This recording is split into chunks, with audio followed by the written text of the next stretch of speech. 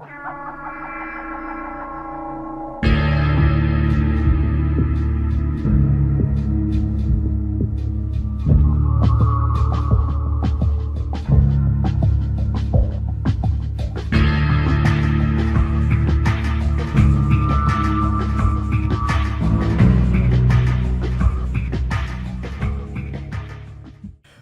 is like this really cool company that everybody loves and totally hasn't released a game in 7 years.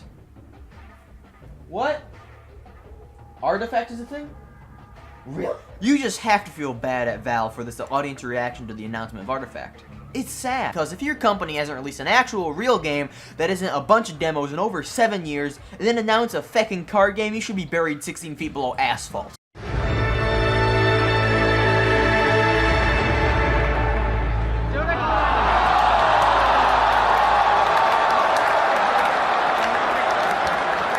But besides all that, let's go to the roots of Valve's history.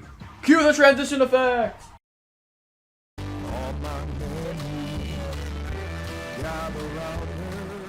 In 1996, Valve was founded by a fat man and a skinny man who came from Microsoft. They bought the rights to the Quake engine, and Valve modded the crap out of Quake and eventually came up with their own engine.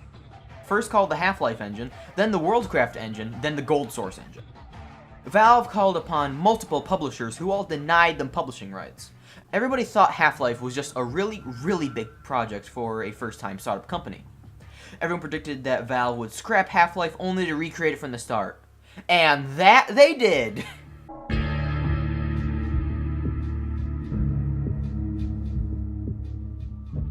Half-Life revolutionized the gaming franchise. Half-Life really hit hard with cutscenes, or lack of cutscenes. Every single bit of storytelling isn't some third-person perspective. At E3, people really caught on to Half-Life when the skeletal system and animation mixing was introduced. Almost every single game after Half-Life has used skeletal animations. Animation mixings were two animations combined. For instance, if there's an animation playing where somebody's walking but also taking out a weapon, those two mix together to create a seemingly single animation. After the hit of Half-Life 1, Valve immediately started creating Half-Life 2. Some of the beta content of Half-Life 2 goes as far back as '98. While Valve was creating Half-Life 2, Gearbox Software was also creating ports of Half-Life 1 and expansion packs. Or mission packs. They were called mission packs back then, alright? The 90s were weird. Half-Life Blue Shift was originally planned for the Dreamcast port of Half-Life as a side mission. But the Dreamcast port was cancelled literally a week before it launched. Come on, Valve. Gearbox couldn't just let an entire game go to waste. So it was brung to PSC. PSC? PS! So it was brung to PC. Opposing Force was also made, but whatever. Also, DK is a thing. Forgot to mention about DK.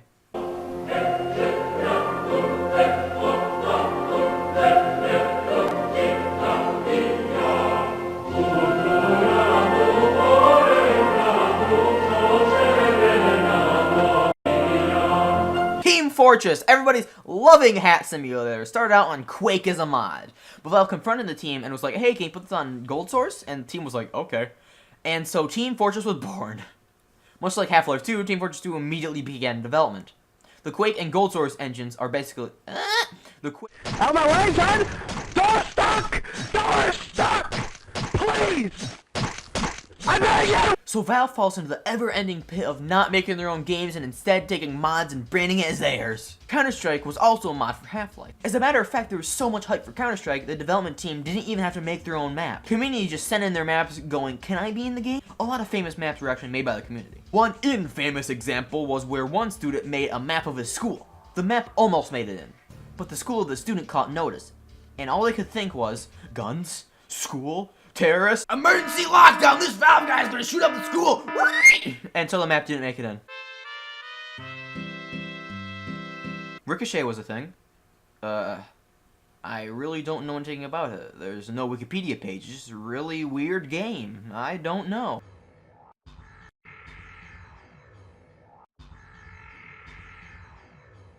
What the hell even is Deathmatch Classic? It's Counter-Strike and Team Fortress's cousin. He's a big fat redneck who drinks alcohol and nobody remembers. It's just a remake of the Deathmatch mode from Quake. Even the gun is in the middle of the screen. Just reminder. Quake came out in 1996. Deathmatch Classic, 2001. 2001.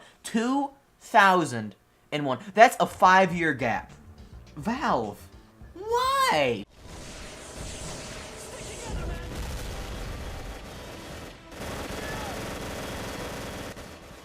Okay, Day of Defeat is actually a really cool game. It's a World War II based game, and it's super realistic. It's actually a really good game. But it's been kind of forgotten over the years. It's Counter-Strike, but really cool. Bummer it's been lost. Counter-Strike Condition Zero was like a mission type. It was made by Gearbox Software, Ritual Entertainment, Rogue Entertainment, and Turtle Rock Studios. With that many companies getting on this, we might as well get EA Sports on this brand deal. Heck it, let's get Bethesda to program the physics. Oh, the Source engine is literally a heavily modified version of the Gold Source engine. Let's recap. Gold Source is a heavily modified version of Quake, and Source is a heavily modified version of Gold Source. Come on, Valve, you can do better. Anyhow, Counter-Strike was ported over to Source in October of 2004. Now be wary, these next few months for Valve are gonna be a heckin' mouthful. Because for the next 3 months, Half-Life will be ported to Source, Half-Life 2 will be released, and Half-Life 2 Deathmatch will be released.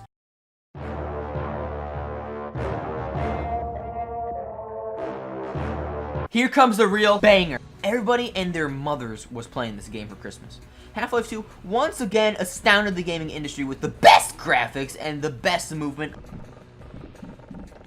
Half-Life 2 was so far from expectations, everybody wet themselves. Half-Life 2 was originally going to be a single game, but because Valve could, they had to. So instead of making Half-Life 3, they decided to make episodes. For crying out loud, get Telltale on this! Lost Coast was pretty cool. It was a huge cut section of Half-Life late into development. It was removed because it didn't really fit into the Coast section of Half-Life 2. It was instead used to demonstrate HDR, high definition render. That must be one of the lamest ways for a game to go. From being a part of one of the best selling games ever to a demonstration. And so it starts, the episodic trilogy which has turned into vaporware. Never made, but never cancelled. Half-Life 2 Episode 1 was just kind of meh. Introduced some really sick graphics, but just a year later, Crysis was released, and it blew Source out of the water while catching every mid-2000s gamer PC on fire.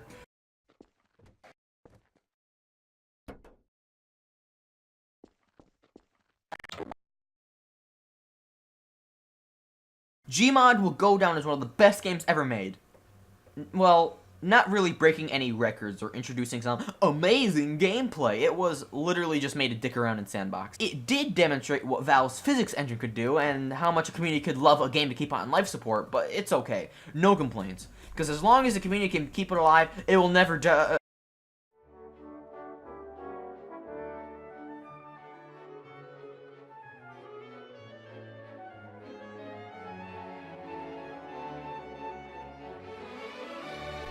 Wait, what? Facepunch, people who made the game, is also porting over Gmod to the Unreal Engine. Excuse me, how did I not know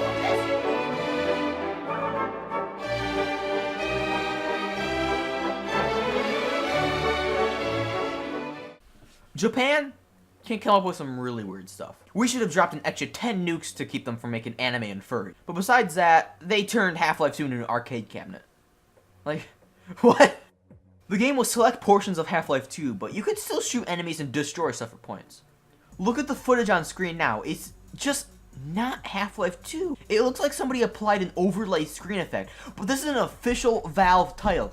This was an actual arcade game in Japan. I cannot get over how weird. It starts off kind of normal, but then they start putting in weird screens over G-Man. And speaking of G-Man, he stares at you for way too long. Stop creeping me out, old man. Just look at how it shows you where weapons are, but you have to get into playing. Where it starts you off is at like 15 plus minutes into Half-Life 2. This is so trippy. I'm pretty sure this is the first time Valve has ever put an official Gordon Freeman model into the game.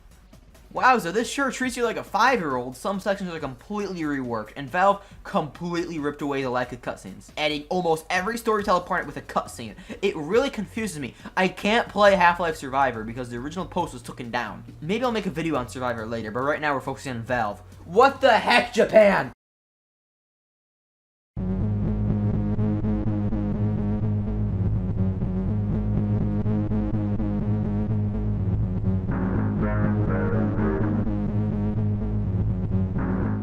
This game is a masterpiece.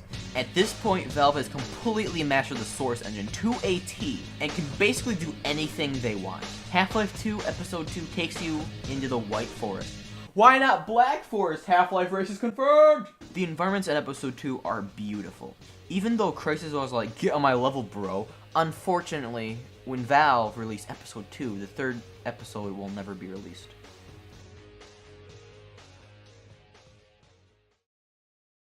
Valve came over to a development team of Nabacular Drop and said, we want a Portal game on the Source engine.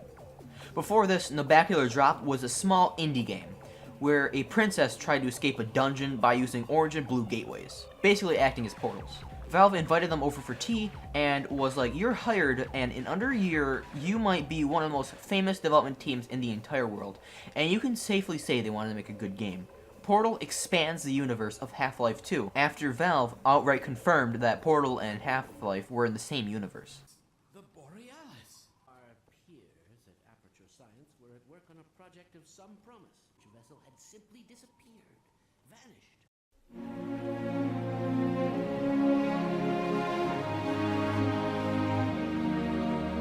Welcome to Team Fortress 2. After 9 years in development, hopefully it will have been worth the wait. Thanks, and have fun.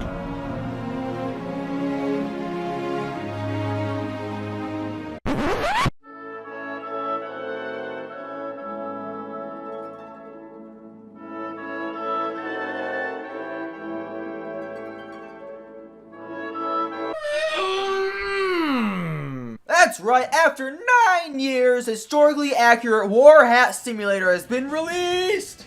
It's still, to this day, one of the most profitable, best community-driven games because Valve is awesome. Well, except episode 3. Never mind. In order to make this game age well and not look like whatever this is, they chose a cartoony art style, so the game never looks bad. Just look how glorious this looks. This map sucks. Whoops, I've been AFK for more than 0.0001 seconds. Seems I've been vote kicked. Okay.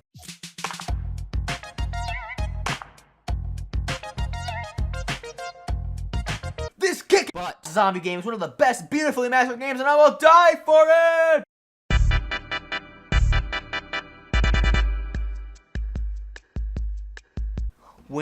Okay, true story here. I am not trying to like over exaggerate this or anything, but when I first heard of this game, I genuinely thought it was a Pokemon Go like game. Because CSGO, Pokemon Go, The thing is, I thought that I heard of CSGO like 3 years before Pokemon Go was even a thing. So, I mean, like, time traveler over here. Where's my money, Valve? Can you please? Paycheck, please?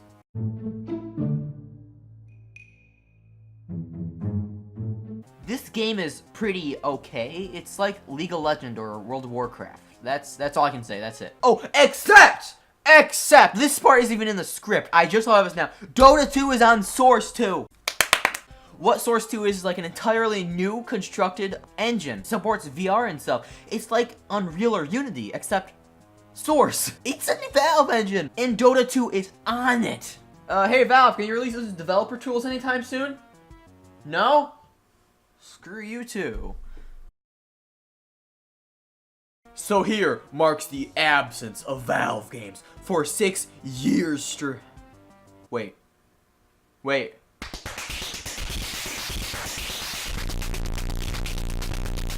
What? Japan is back at it again! 8 years after Half-Life Survivor was a thing!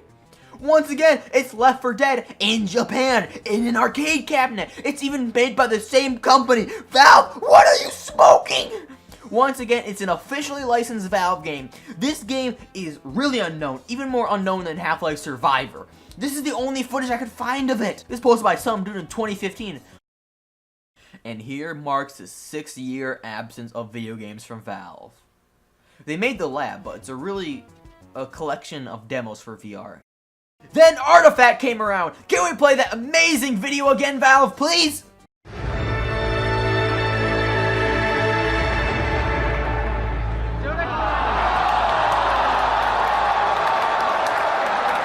So Valve thought it'd be a good idea to come out of hibernation, only to hop on the card game bandwagon and disappoint fans. And the disappointment is real. As a matter of fact, Valve lost 97.7% of all players within the first 2 months. That's an oopsie if I've ever seen it right there. GG Valve, GG. As a matter of fact, JonTron can sum it up right here real quick. What? What the fuck? And that are my thoughts and opinions on Valve games. Please subscribe for my suffering. Also, for Valve's sake, for episode's 3's sake, share the video. Bye-bye!